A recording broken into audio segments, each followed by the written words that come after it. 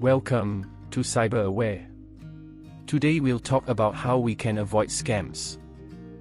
What are scams? A scammer's goal is to trick you into paying money or giving away your personal information. They will use email, text messages, phone calls, or social media and often pretend to be a person or an organization that you trust. Why you should be worried about scams? The ACCC Scam Watch statistics in 2022 shows that there were 500,000 loss and there were 240,000 reports done. The top delivery method used by scams are SMS or text messaging, phone calls and email. The top 5 scams are investment scam, dating and romance scam, false billing scam, phishing scam, and remote access scam. What happens in a scam? Most scams are financially motivated. Their target is to trick or manipulate you into transferring your money from your hands into theirs. In scams, you could also lose your personal information. Your personal information may be sold in the dark web market. There are also scams that steal your credentials. The scammer will then use your credential to log into your bank account or your social media account. Warning signs of any scams. Most investment scams will provide you low risks with high returns. They will tempt you into investing with a sum of money and promise you a huge return. Most scammers like to contact you out of the blue. They will normally use high pressure or scare tactics. They will convince you that the return is for a limited time, and if you do not act now, you will miss out. For investment scams, they will ask you to deposit funds into different accounts for each transaction or deposit via direct bank transfers. To tempt victims, they normally will offer you a financial reward. You may also be asked to provide personal or financial details. You are asked to meet with the person in a quiet area. This is one of the most risky type of scams.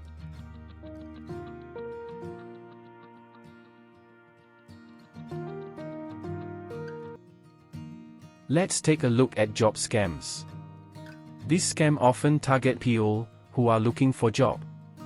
In this example, you can see that the text message is coming from an overseas number. The job description normally indicate that the job is flexible, part-time, it pays high, and no experience is needed. If you do a search about the company in the job listing, very likely you will not find any information on them. When you show interest in the job, they will ask for upfront fees or request for your personal information. If you are looking for a job, make sure you apply via reputable websites or job boards. Remember, when things are too good to be true, it probably is. One of the most easiest scam is through telephone calls. Normally when they call you and say that they are calling from a well-known business or organization, such as your telco or your bank. In this scam, they will say that there's an issue with your computer or internet line and request for remote access. They will even impersonate a bank staff and say there's an issue with your bank account.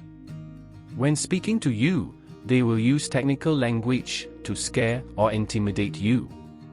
They will then convince you to install an application or give them access remotely.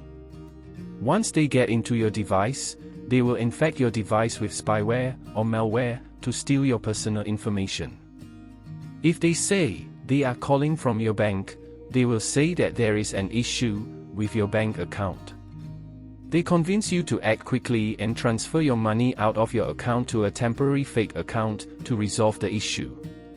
Once you have done the transfer, they will hang up and disappear.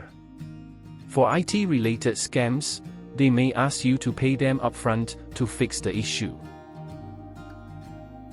Investment scams are a bit more tricky.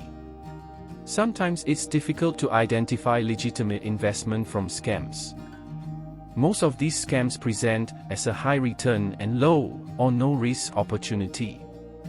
They take advantage of the hype and the less regulated environment. They advertise or post on social media offering great returns.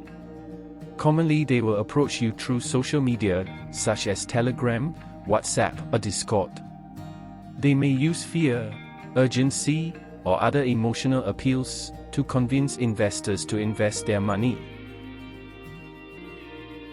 One of the more popular scams is what we call the hi mom scam. Normally, they will target parents and family members. Scammer will contact you through text messages or social media, such as WhatsApp. They impersonate a loved one, often a child. The message will say that they have lost or damaged their phone and that they are contacting you with a temporary phone number. They will then request the victim to transfer funds so that they can buy a new phone or get it repaired. These scams work because they prey on people's emotions, as most times the victims are willing to help their loved ones. So you have to be very careful and make sure that the person that you are talking to is truly the person that you know. Many people have fallen victim with this bank scam. In this scam, you will receive a text message that appears to be from a legitimate bank. In the text message, you will see a phone number for you to call and description about a payment which you are not aware of. If you were to call the number, you will be speaking with a scammer. The scammer will then tell you that someone has access to your bank account and is misusing your funds. They will then convince you to give them more details about your account, and they will instruct you to transfer all your money from your compromised account to a temporary account. If you were to do that, very likely you will lose all your money, so you need to be very careful. Banks will never ask you to transfer your money to a temporary account, and always call directly to a number that you're familiar with. In the unpaid toll scam, you will receive a text message. In the text message, there will be a description of an unpaid toll or an overdue toll bill. In the text, you will see a link, and if you were to click on the link, it will take you to a scammer's fake toll web page. If you were to make a payment through this fake web page, they will steal your credit card and personal details. Scams can come through in many ways, such as voice messages, social media, SMS, or text messages. So you have to be very careful on who you are speaking to or who you're responding to. How do you protect yourself from phone scams? When you receive a phone call or text message, do not answer or reply to these messages. Do not click on any unknown links. And do not ever send money when you requested to. Do not tell anyone your personal details, such as your password or sensitive information. Do not let anyone take control of your computer. For job offers, do not pay upfront fees and research the company before accepting an offer. Do your research before jumping into any investment offers. Thank you for watching today's video. Let's be cyber safe out there.